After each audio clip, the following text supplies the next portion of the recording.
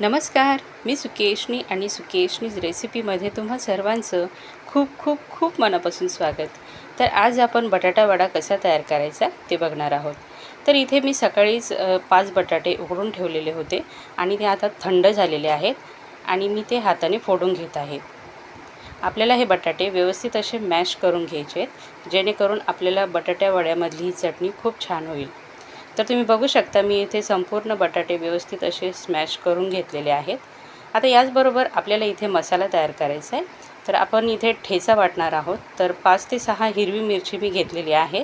खलबत्त्यामध्ये लसणाच्या पाकळ्या घेतलेल्या आहे 7 ते 8, जिरं, कोथिंबीर, हळद, मीठ आणि कढीपत्त्याची 2-3 पाने. हे सर्व आपल्याला व्यवस्थित असे कुटून घ्यायचे आहेत आणि याचा ठेचा तयार करून घ्यायचा आहे. तर तुम्ही बघू शकता आपला हा ठेचा इथे तयार आहे आणि त्याचबरोबर गॅसवरती कढईमध्ये तेल गरम होण्यासाठी मी ठेवलेलं आहे. यामध्ये 1 चमचा मोहरी घातलेले आहेत. मोहरी छान तडतडले आहेत.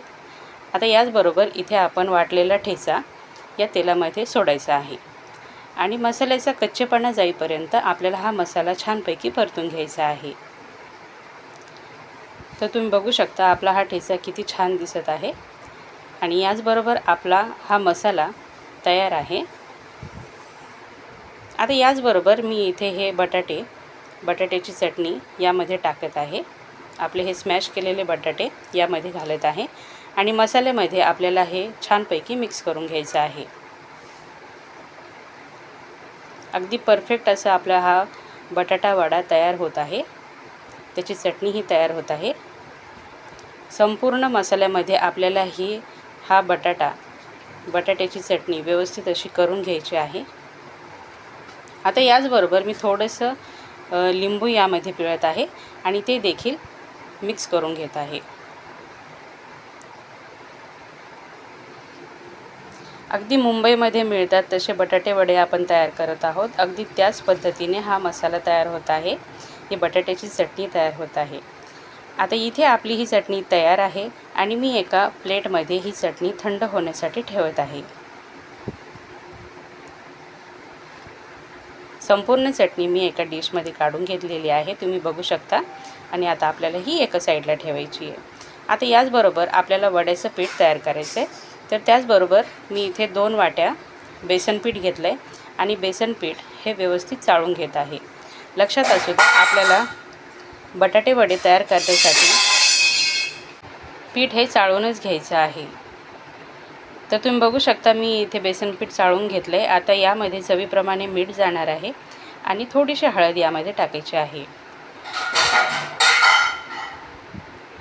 हळद मीठ आपल्याला व्यवस्थित असं मिक्स करून घ्यायचं आहे बेसन पिठामध्ये.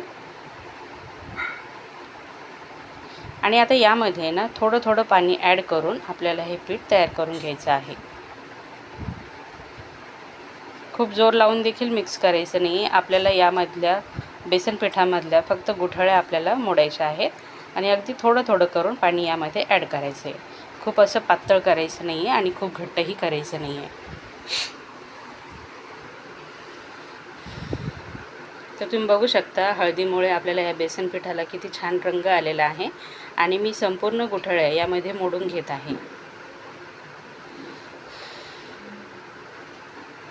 आणखी थोडंसं पाणी ॲड करून यामध्ये मी छान असं बेसन पीठ तयार करून घेतलेलं आहे. तुम्ही बघू शकता मस्त अशी कन्सिस्टन्सी आलेली आहे आपल्या या पिठाला आणि आता आपल्याला ते रेस्टसाठी ठेवायचं आहे. आता याचबरोबर आहे ना आपल्या इथे बटाट्याची चटणी व्यवस्थित अशी थंड झालेली आहे आणि मी इथे याचे गोळे तयार करून घेत आहे. आपल्याला वडे तयार करून घ्यायचे आहेत. त्यासाठी मी इथे याचे बॉल तयार करते आहे. आणि जर तुम्हाला वडापाव देखील खायचा असेल, वडापाव खायचा असेल तर तुम्ही याला चपटे करू शकता. मी इथे याला गोल तयार केलेला आहे. तर आपलं पीठ देखील इथे व्यवस्थित भिजलेलं आहे. आता इथे मी चिमूटभर सोडा यामध्ये घातला आहे आणि चमचाभर कडक तेलाचं मोहन यामध्ये घातलं आहे. ते व्यवस्थित असं मिक्स करून घेत आहे. खायचा सोडा आणि तेल हे व्यवस्थित असं मिक्स करून घ्यायचं आहे. आणि लक्षात असू द्या खायचा सोडा हा आपल्याला शेवटीच घालायचा आहे, अगोदरच त्यामध्ये टाकून ठेवायचा नाही आहे. तर बघू शकता आपलं हे बेसन पीठ छानपैकी हलकं असं झालेलं आहे आणि आता आपण वडे तयार करायला घेऊया. तर वडे यामध्ये बेसन पिठामध्ये टाकायचे आहेत आणि चमचाने याला चारही बाजूंनी व्यवस्थित असं कवर करून घ्यायचे आहे. आता याचबरोबर आपलं तेल देखील गरम झालं आहे. ते व्यवस्थित गरम झाले की नाही यासाठी मी यामध्ये थोडंसं बेसन पीठ टाकून बघितलं आहे. तुम्ही बघू शकता ते बेसन पीठ वरती आलेलं आहे. आता याचबरोबर मी इथे एक वडा यामध्ये तळून बघते आहे. तुम्ही जर या पद्धतीने जर स्वयंपाक केला किंवा तळणीचे पदार्थ या पद्धतीने जर केले ना तर आपला हा तळणीचा पदार्थ कधीच फसत नाही आणि व्यवस्थित होतो. तर तुम्ही बघू शकता आपल्या ह्या वड्याला किती छान गोल्डन ब्राऊन असा कलर आलेला आहे आणि खमंग असे खरपूस असे वडे तयार झालेले आहे. आता याचबरोबर मी संपूर्ण वडे इथे तळून घेत आहे. अर्धा मिनिटभर एका साईडने तळून घ्यायचे आहेत आणि दुसऱ्या साईडने देखील अर्धा मिनिटभर आपल्याला हे तळून घ्यायचे आहेत. तेल आपलं व्यवस्थित तापलेलं आहे त्यामुळे पटापट आपले हे वडे तळून निघतात. वड्याला खूप छान सोनेरी असा रंग आलेला आहे. तुम्ही बघू शकता. एकदा नक्की ट्राय करून बघा. खूप छान होतात हे आणि घरातल्या लहानांपासून तर मोठ्यांपर्यंत सर्वांनाही नक्की आवडतील. तर तुम्ही बघू शकता आपल्या वड्याला खूप छान असा गोल्डन ब्राऊन कलर आलेला आहे.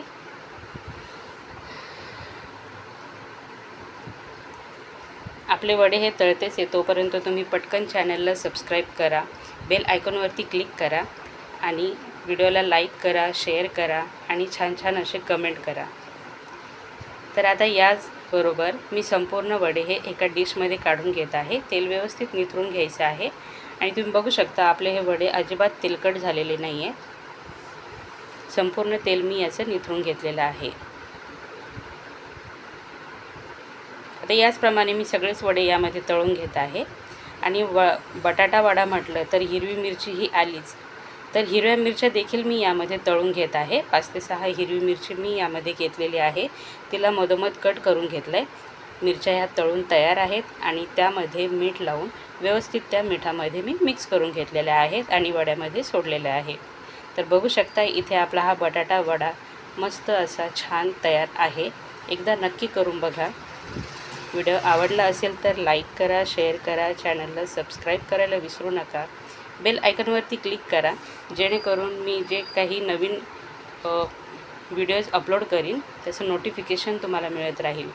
तर बघू शकता आपल्या बटाट्याची लेयर देखील खूप छान झालेली आहे. व्हिडिओ तुम्ही शेवटपर्यंत बघितला